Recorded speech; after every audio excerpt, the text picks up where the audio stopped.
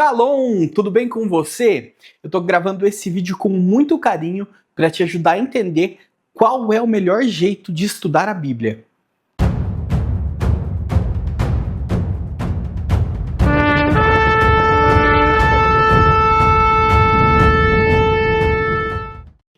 Para responder essa pergunta tão importante, se faz necessário que tenhamos alguns conceitos bem estabelecidos em nossa mente, para que nós possamos com mais tranquilidade entender e seguir um caminho seguro para estudar as Escrituras. Para que esses conceitos sejam fixados, eu vou trazê-los para você através de respostas de algumas perguntas. A primeira delas é: para quem a Bíblia foi escrita? A segunda: dentro de qual cultura foi escrita? A terceira: por quem e para quem foi escrita? E a quarta: como eram feitos os estudos da Bíblia nos tempos antigos, inclusive na época de Jesus, Yeshua. Para que possamos responder para quem a Bíblia foi escrita, é necessário que possamos entender que a Bíblia não foi escrita por um só homem e não de uma só vez. A própria etimologia da palavra já nos deixa claro que Bíblia significa compêndio de livros, tendo sido escrita em um período de 1600 anos, sendo que o erroneamente chamado Antigo Testamento foi escrito de 1400 a 400 antes da Era Comum aproximadamente. Nestes textos conhecidos como Tanar, que é um acróstico formado pelas palavras Torá, Neviim e Ketuvim, em tradução livre, Torá, instrução, conhecida como Pentateuco ou de forma equivocada por lei, onde estão condensadas as instruções do Eterno para toda a humanidade. A Torá é formada pelos 5 primeiros livros da Bíblia: Gênesis, Êxodo, Levítico, Números e Deuteronômio, ou no original hebraico, Bereshit, no princípio, Shmot, nomes, Vaikra, e chamou, Bamidbar, no deserto, e Dvarim, palavras. Temos também os Neviim, os profetas, onde estão descritas as intervenções de homens que foram chamados e instruídos pessoalmente por Deus para ensinar ao seu povo a aplicação correta da Torá, trazendo exortações com a intenção de fazer o povo voltar de seus maus caminhos e assim se aproximar de Adonai. Para finalizar o Tanar, temos os Ketuvim, os escritos, que são os livros de histórias e sabedorias do povo do Eterno, trazendo outras profecias e também o cumprimento de muitas profecias que foram feitas e dadas nos profetas e também na Torá. A Bíblia, como temos hoje, envolve estes livros mais os do Novo Testamento, entre aspas, né? Um termo que traz uma ideia bastante equivocada de que o que foi dado antes agora foi comprimido e diminuído em prol de uma nova visão de mundo. Eu prefiro chamar por escritos nazarenos, que traz uma dimensão mais compatível com o que estes textos, que demonstram a fidelidade de Jesus, ou já que o nome não se traduz, Yeshua, um homem nascido em Nazaré, fiel em cumprir tudo da Torá que competia a ele, e ensinar assim a todos os seres humanos a fazerem o mesmo. Esses escritos foram terminados por volta do ano 100 da Era Comum. Tendo isso em pauta, podemos ver que estes livros foram escritos para todos os seres humanos, mas postos sobre os cuidados de um povo em especial, o povo do Eterno, chamado de povo de Israel, que recebeu inicialmente esses livros. Claramente foi escrito para eles. Este povo abrange os nascidos da linhagem de Abraão em Isaque, depois em Jacó e nos seus 12 filhos, bem como os estrangeiros que se achegam a esse povo para servir e amar o Eterno de todo o coração.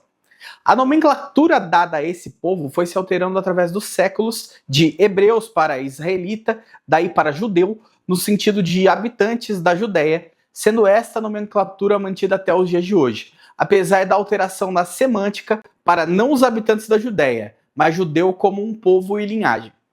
Com isso, de forma automática, podemos responder nossa segunda pergunta e finalmente entender em qual cultura estes livros foram escritos. Como foi esclarecido por apóstolo Paulo, chamado em hebraico de Shaul HaShaliach, que significa Saulo, o emissário, ou Saul, que era o nome dele originalmente, em Romanos 3, do 1 ao 2. Qual é logo a vantagem do judeu? Ou qual a utilidade da circuncisão? Muita, em toda maneira. Porque primeiramente as palavras de Deus lhes foram confiadas. Se conseguirmos perceber isso, podemos abrir os nossos olhos para diversos ensinamentos de Yeshua que podem ser muito mal compreendidos por quem não conhece o contexto e cultura da época. Para você poder ter uma dimensão da ideia de como é importante entender bem a cultura da época, nós vamos exemplificar a contextualização usando um dos últimos ensinamentos de Yeshua quando estava perecendo no madeiro. Sugiro que você faça a leitura do capítulo inteiro de Mateus 27, mas lerei aqui com você apenas o verso 46. E perto da hora nona, exclamou Yeshua em alta voz, dizendo, Eli, Eli, lama sabachthani? Isso é, Deus meu, por que me desamparaste? Muitas pessoas fazem toda uma teologia bem complexa para dizer que Deus se apartou de Jesus nesse momento, entre outras coisas. Mas veja que Yeshua usou até o seu último momento para exercer mais uma vez sua função de professor, que foi o que ele mais fez durante o seu ministério todo, trazendo para as pessoas daquela época que possuíam os ouvidos treinados nesse modo de ensinar, a escritura para se atentarem a uma passagem muito específica que estaria se cumprindo naquele instante, com todas as suas profecias incluídas, dando uma visão de esperança para aqueles que amam o Eterno. Essa passagem foi escrita aproximadamente 1000 anos antes do nascimento de Yeshua. Ela está escrita no Salmo 22. Naquela época, as escrituras não possuíam capítulos ou versículos e as pessoas não possuíam escrituras em casa.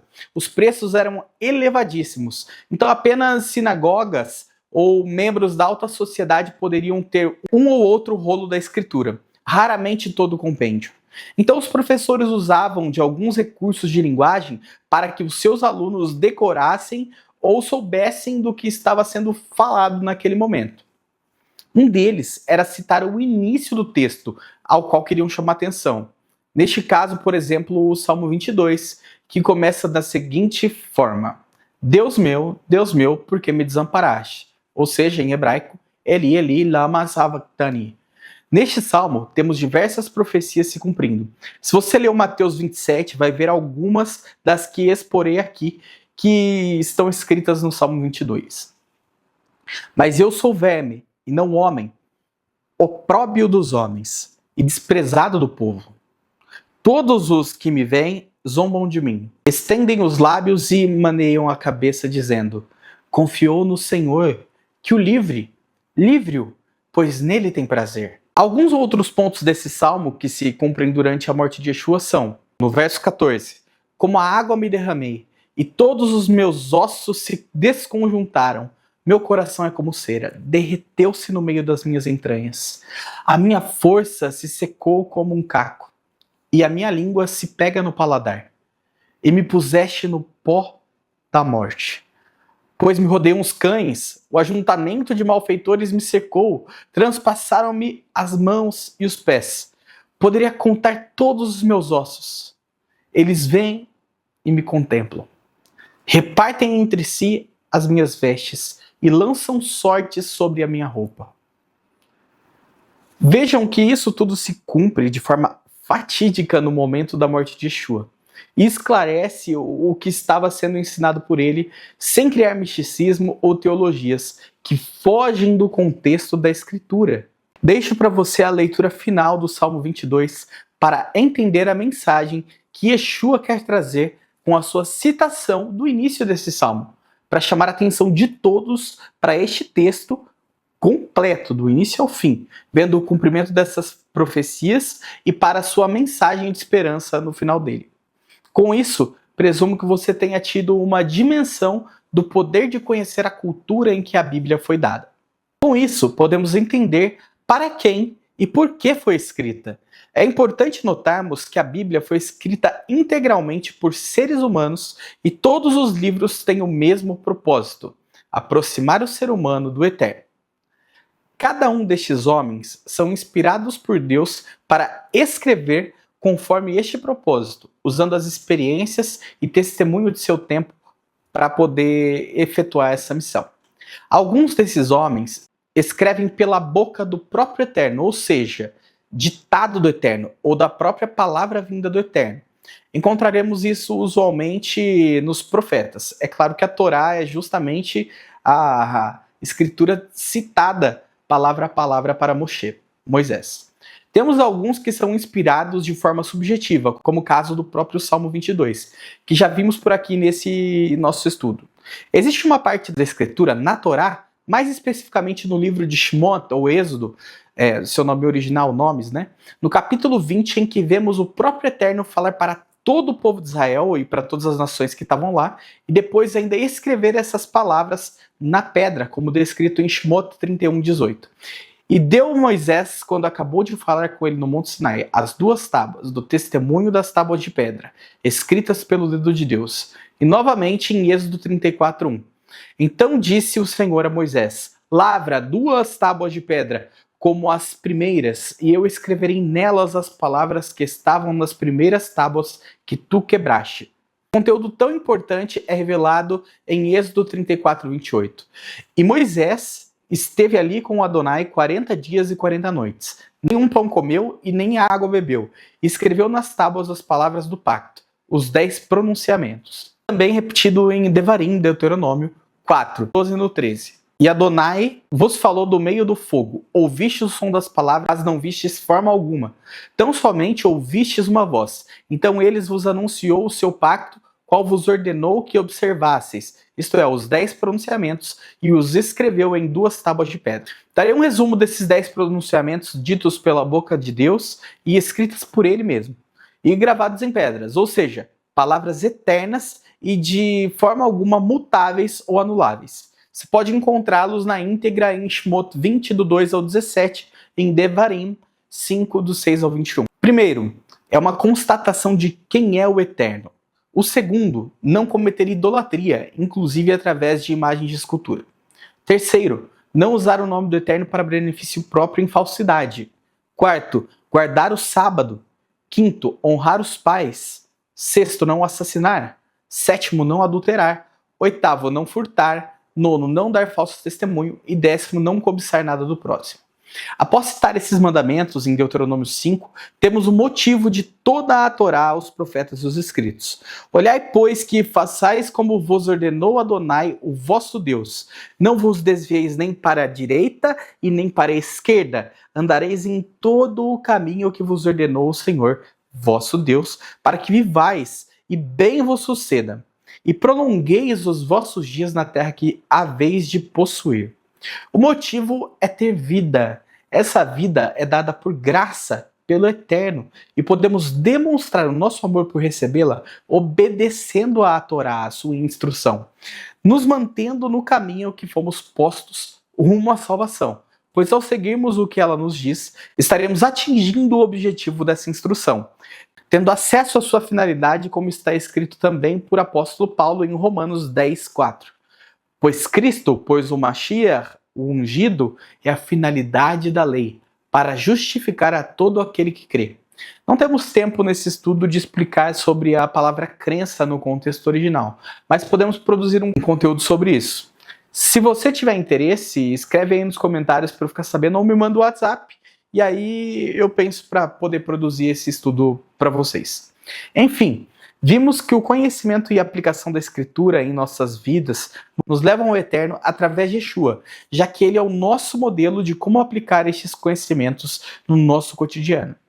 Por fim, respondendo à quarta pergunta sobre como eram estudadas as Escrituras na época de Yeshua, podemos ver alguns indícios nos próprios escritos nazarenos de como isso era feito. É importante deixar claro que quando Yeshua ou qualquer outro personagem contemporâneo a ele citam as escrituras sagradas, eles estão citando o Tanar, que a gente já viu que é, né? Torá, Neviim, Ketuvim, a instrução, os profetas e os escritos, já que os livros que compõem os escritos nazarenos ainda não haviam sido escritos. É importante ressaltar que Yeshua sempre nos ensinou a guardar a Torá, praticar e ensinar, já que sem isso, mesmo clamando por sua justiça no dia do juízo, seremos apartados dele, caso vivamos como se a Torá, os 5 primeiros livros da Bíblia, não existissem. Vou citar os textos que trazem esse raciocínio. Não penseis que vim destruir a lei ou os profetas, não vim destruir, mas cumprir, porque em verdade vos digo que até que o céu e a terra passem, de modo nenhum passará da lei um só i ou um só tio, até que tudo seja cumprido. Qualquer, pois, que violar um destes mandamentos, por menor que seja, e assim ensinar aos homens, será chamado menor no reino dos céus. Aquele, porém, que os cumprir e ensinar, será chamado grande no reino dos céus. Pois eu vos digo que se a vossa justiça não exceder a dos escribas e fariseus, de modo nenhum entrareis no reino dos céus. Mateus 5, do 17 ao 20. Senhor, Senhor, não profetizamos em teu nome? E em teu nome não expulsamos demônios? E em teu nome não fizemos muitos milagres? Então lhes direi claramente, nunca vos conheci. Apartai-vos de mim, vós que praticais a iniquidade. Isso está em Mateus 7, do 22 e 23. Também é importante ressaltar que o que é pecado é justamente o infringir da lei, como está descrito na primeira carta de João, no capítulo 3, se não me falha a memória. Vou colocar o texto aqui do ladinho para você. Então, retomando o nosso raciocínio, logo notamos que a importância de estudar a Torá é notória e fundamental. Yeshua estudava todos os Shabbatot, todos os sábados, nas sinagogas, que era onde se podia ter acesso a estes rolos, como podemos ver em Lucas 4, 16 e 17. Chegando a Natseret, onde fora criado, entrou na sinagoga no dia de Shabat, segundo o seu costume, e levantou-se para ler. Foi-lhe entregue o livro do profeta Isaías e, abrindo, achou o lugar em que estava escrito. Este contexto de se estudar em porções semanais, conhecidas como Parashiot, vem desde o período de Esdras e Neemias, onde o centro da vida dos habitantes de Judá, os israelitas conhecidos como judeus, se transformou radicalmente após o exílio do qual estavam retornando nesse período. Esdras, considerado o primeiro parush, primeiro fariseu, fez algo maravilhoso para a população, criando centros de estudos espalhados por todas as cidades de Judá, fazendo com que todos pudessem ter acesso às escrituras das sinagogas, ao invés de terem que viajar muito até o templo em Jerusalém, o que dificultava o aprendizado, pois muitos não conseguiriam ir até lá para aprender semanalmente. Imagina caminhar 100, 200 quilômetros para chegar na sinagoga no sábado. É inviável. Podemos ver esse papel fundamental de Esdras em Esdras 7:6. Este Esdras subiu da Babilônia e ele era escriba hábil na lei de Moisés, que o Senhor Deus de Israel tinha dado, e segundo a mão do Senhor seu Deus, que estava sobre ele. O rei lhe deu tudo quanto ele pedira. Também podemos ver essa mudança para com a estruturação do povo em Neemias 8, do 1 ao 9. Então Esdras bendisse a Adonai, o grande Deus. Todo o povo, levantando as mãos, respondeu: Amém, Amém. E, inclinando-se, adoraram Adonai com os rostos em terra. Assim leram no livro na lei de Deus distintamente, e deram o sentido de modo que se entendesse a leitura. E Neemias, que era governador, e Esdras, sacerdote e escriba, e os levitas que ensinavam o povo, disseram a todo o povo: Este dia é consagrado ao Senhor vosso Deus. Não pranteeis, nem chorareis, pois todo o povo chorava, ouvindo as palavras da lei. Neemias 8, 6 e 8 e 9. É bem bom poder ver que essas passagens mostram que a lei de Moisés é exatamente a lei de Deus. Ambas são a mesma coisa. Apenas o Eterno, em sua humildade infinita e amor pelo zelo de Moisés, em descrever sua aliança, a batiza com o nome dele, como podemos ver em Malaquias 4:4. Lembrai-vos da lei de Moisés, meu servo, ao qual lhe mandei em Horeb, Monte Sinai, para todo o Israel, a saber estatutos e ordenanças. Por fim, podemos ver que dentro dos números dos milagres de Yeshua estão inclusos os conceitos dos estudos da porção. A escritura é considerada o pão que dá a vida. Yeshua pratica tão intensamente que recebe esse título. Assim como precisamos de pão físico, também precisamos de pão espiritual, ou seja, alimento que nos traz a vida através da boca do Eterno, como está descrito em Devarim 8:3. Já vimos que a Torá tem 5 livros. Ela pode ser resumida no escrito das 2 tábuas, onde estão as 10 palavras do Eterno, conhecidas como os 10 mandamentos. Esse alimento espiritual em porções seria capaz de alimentar e deixar satisfeitas as 12 tribos de Israel.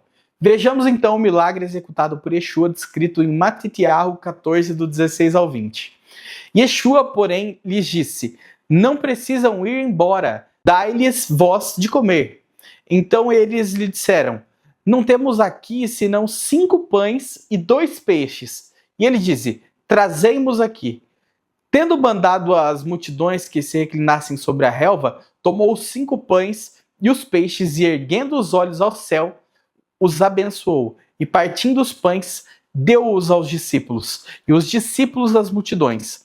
Todos comeram e se fartaram, e dos pedaços que sobejaram, levantaram 12 cestos cheios. Esses números, apesar de literais, mostram exatamente o contexto espiritual do que estava acontecendo neste sermão dado por Yeshua.